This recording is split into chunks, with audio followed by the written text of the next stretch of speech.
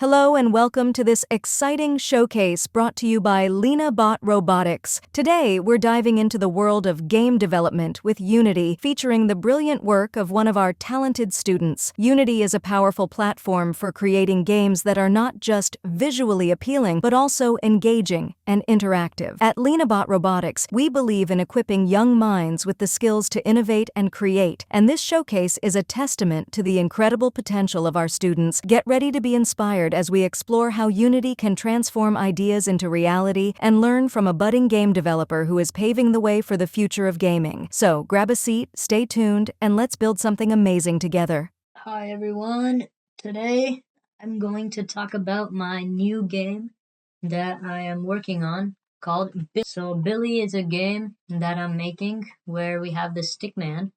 Billy is basically a stickman ragdoll, which means that each part of his body is its own part. So he's made up of like all the different parts of your body. So it's as real as possible. So you can move your arms like this and this. Well, so yeah, he follows the mouse cursor and he can shoot so that he can attack other enemies, like he just shot that guy. And he also has health up here, so I've given him a health system. There's a few other features in this game, like this laser system that I'm working on. So yeah, let me show you what happens when he gets hit. So his health goes down, and yeah, and then there's doors that you gotta have secret safes for. Yeah, so right now it's a little bright. The way the game is actually supposed to be, the light is gonna be turned down from 1 to 0.1. So he can use his flashlight, which I'll show in a second. So not only does Billy have a gun, he has a flashlight. So as you can see, this way he can actually see, and when he has the flashlight, he can jump, but he can't launch himself around. So when he has the weapon, he can launch himself around and attack. That is the intro to the game. So let's start by talking about how I made the player, the rag. So this right here is the player, all of this. So we can see the player's got a head. So let me zoom in right here. So he's got all these different body parts. He's got a head, he's got his torso, his upper arm, lower arm, his arm, and then his legs. So yeah, it's basically just all of these parts connected together with joint. So let me show that to you. So you can see here there's this dot, which is basically a joint that lets it move side to side. So then at the start, he's really just gonna fall down. And then if you lift him up, he'll be connected with the joints. So it's like, let's say you create something out of popsicle sticks, like maybe a ragdoll like this, pins in between each of the joints. When you hold it and shake it around, each part's going to wiggle around randomly. So that's kind of what's going on here. And you can see in the game that he stands and stuff, which is actually something that is in the code here. So this is the first program that I've made, which is a balance script. So if we open that up, we can see here in our balance script, all it's basically doing is rotating that body to whatever balance position that I want. But instead of just directly rotating it, it's using something called the lerp angle, which I would say it slowly rotates it to position. So then it looks more natural. Like when you fall over, you get up, kind of the same thing. So I put that on all of his legs and his torso, because that's the main thing that needs to be balanced. And each of them has a different angle. So here I put in a 0-degree angle. And then I think for legs, this one's 180, this one's 180. So yeah, then we can talk about, let me turn that off so you can see. All right, so then we have the arm. So this is the arm that we are controlling with the mouse cursor. And for that, I believe I have a script right here, the gun script. And if I open that, we can see that in here we have all the different parts that we need, the lower and upper arm, the point for the gun, so the point at the gun that it shoots, the torch game object. And we also have a simple system here by setting some true and false booleans for gun equipped and torch equipped. And that is right here. So when you switch, it's going to switch either to the gun if you have the gun equipped. Otherwise, it'll switch to the torch. If you have the gun equipped, it switches to the torch. If you have the torch, it switches to the gun. So yeah, that's some simple code. Then this one is only for the gun, or this is for the torch, as you can see. When you fire, it just makes you jump. And then when you have the gun, it shoots. And then our shoot function just creates a bullet at the tip of the gun and then gives it force and launches the player backwards. So yeah, this is basically the gun script. It just does what you would expect. Like the arm moves up and around and the shooting works. And then we have our enemies. This is my favorite part. I think making the enemies was probably the most fun. So let's just open up one of these enemies here. Let's open it up separately so you can only see that. Oh, it's a little hard to see, but that's fine. So the enemies is just a duplicate of the player, except we have a special script for tracking the player right here. This is the enemy weapon script. I know I called it the weapon script, but it's really just the entire enemy script. So yeah, we can open this up. And in here, we have all of these variables. It's a lot, processed instantly, but this was like added in slowly one at a time. So it's built up. So we've given him health. They have 100 health, but the player can one-shot them, so yeah. And we have the player's position.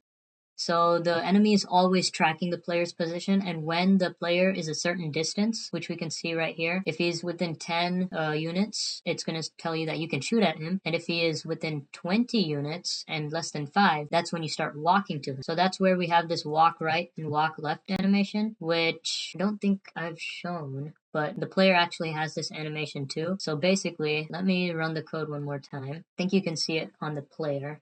So we open this up, you can see the player starts walking towards the mouse cursor. That's kind of what the enemy has as well. So let me show that to you. So yeah, you can see the enemy starting to walk. Yeah, he just starts following the player, and when he's a certain distance, starts shooting. So that's the players and the enemies. Then we have these lasers, which are basically, it's this laser that I created using a line. So this is basically a line. And every second in the game, it's going to position the line from here to wherever it collides next using something called a raycast, which is basically an arrow that if it hits something, it'll stop at that point. So it will tell you more about that. So the laser will maybe hit the floor and here. So it'll only go up to that much. And if it hits the player, the raycast can tell that it's a player, and then we can apply damage, which is done in our script right here. So we have, let me open that up. So yeah, you can see here it is. It's in the update laser. So if it hits a collider after using the raycast, so this is where the raycast is created. If it hits a collider, it stops at that collider. And if the collider is a player, we have a tag for the player. It will give them 1,000 damage, which is way over their health limit, which is 100. So it instantly kills the player. So yeah, let's go back. That's basically lasers. And then all of this you see here are just basic shapes that you can build in Unity. So you can just go in here, 2D sprites, and then choose a bunch of shapes. So the game is really just like a bunch of shapes. And then something really cool that I've added are these animations. So you know, if you come over here, the door opens for you. So there's this area that if you get inside, it detects and then just opens the door for you. And then the same thing here, we have a button. If you hit that, it opens the door for you using animations. So we have an animator controller with basically that here. You set up these animations like this. So from any state goes to the door open and then the idle. If I were to play this, see, it plays the animation of the door open. And the same thing up here. So I have a bunch of more levels that are going to be slowly built. This is a dog, where it doesn't look like a dog here, but when you run the game, it's a dog. So yeah, this is what the game is so far. You know, there's going to be more levels than just these two. But yeah, if you guys have any ideas, you can like put them in the comments. I can, because right now I got a bunch of these players. I'm going to add like a storyline and all of that. So the lights also have animations, which here, open up the light. Here it is.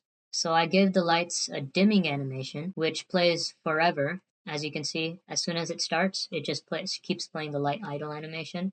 So what that does, it just makes the room darker and everything. So I think a lot of these have that. Maybe not this one, but yeah, it just makes it more scary, I guess. And the player has to use his flashlight more when he can't shoot. So let me just play it one more time. This is another animation that we have where at the start, the player gets launched out of the light. You can shoot all of these players. They have these particle effects, which once they die, I've set it so that it appears at the player's position. So we can see here, it creates these death particles. And then the lasers. So another feature I've added is if you press the shift button, the player just stops in place so he doesn't follow the mouse cursor, which makes it a lot better for like if you are playing, like if you're trying to avoid the lasers. And yeah, so this part is like a trick where you got to figure out, oh, there's a button up there, and then shoot it. You can see the door opening and you go up and there's this enemy here. So yeah, the shooting is basically, it just makes a bullet, creates a new bullet, makes it appear at the gun, and then launches it with power. And if the bullet touches anything, it will give the bullet extra, it will damage the enemy or the player. And here's the